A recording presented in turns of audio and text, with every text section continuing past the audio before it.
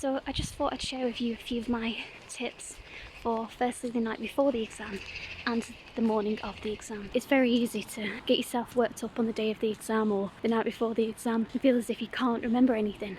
So you end up going into the exam hall feeling very nervous, stressed out, and almost you get the good old classic mind blank, just what you need after months and months of revision, and getting yourself to the point where you're ready to take the exam and then just messing up because you're not there mentally. So tip number 5 would be making sure that you get a good night's sleep. So it sounds quite cliche and something that your mother might tell you to do, but it does work because when you're asleep there are chemicals that are released which will help you the next day to think more clearly. If you can't get a good night's sleep, if you're somebody who suffers a little bit from insomnia or generally you're just very stressed out the night before the exam, try and do something from about 7 o'clock till 10 o'clock at night. Between those hours, just doing something simple, so something you enjoy, maybe watching a little bit of reality TV, read a book, that sort of thing, just something to take your mind off the exam itself and just keep your brain occupied, but something it's not so technical, I'd say, so not something that's going to make you have to think about what you're watching or reading or doing. So maybe even a jigsaw puzzle, something as simple as that, or if you enjoy crafts, just something, baking maybe, cooking a little bit, something along those lines, and that's going to help you to de-stress the night before the exam. Now, my next tip would be the night before the exam, prep.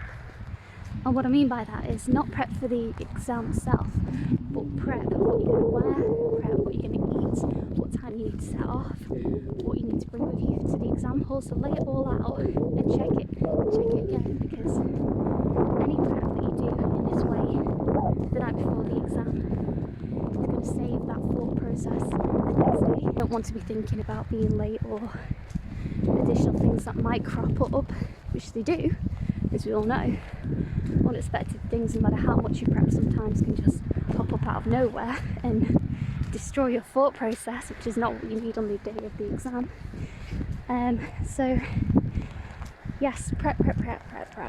I think a lot of students are very good at prepping for the actual exam, obviously for revision, but a lot of times they neglect these little things, and it's almost a technique, a skill that you've got to learn for the night before the exam and the night of and the day of the exam.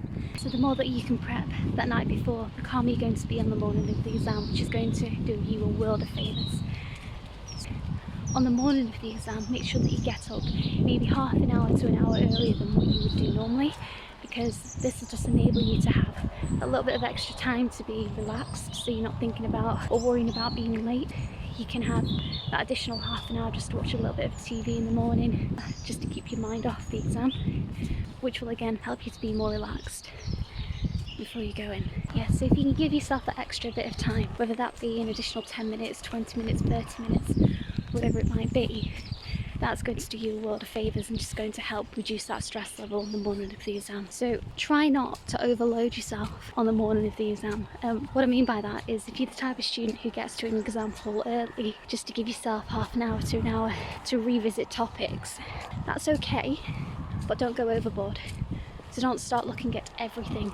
Maybe jot down a few bullet points to take with you. A whole lot of dog walkers this morning, which is not usual. So just keep having to pull the camera back down again. Try your best after you've done the exam to get out of there as fast as possible, because the last thing that you want to be doing is comparing yourself to other people in the exam hall.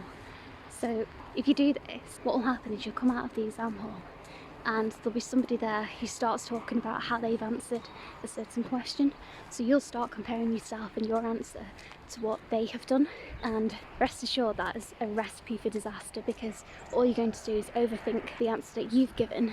And if you have a wait of, let's say, 6 weeks plus, which with a lot of these exams you do, you're just going to get yourself into a tivy. So you're just going to get yourself worked up, stressed out, and by that point you've already done the exam, and whether you answered correctly or not, there's nothing you can do about it. So why stress? That made me laugh. One of the dog walkers just said, I like your pink trainers, I could see you coming a mile off. I'll show you. super comfy. So take it from somebody who studied for 7 years straight without a break and undertook over 30 exams in a row. But the key to all this is just to make sure, don't overwork, don't overstress yourself the night before the exam, and you will do just fine.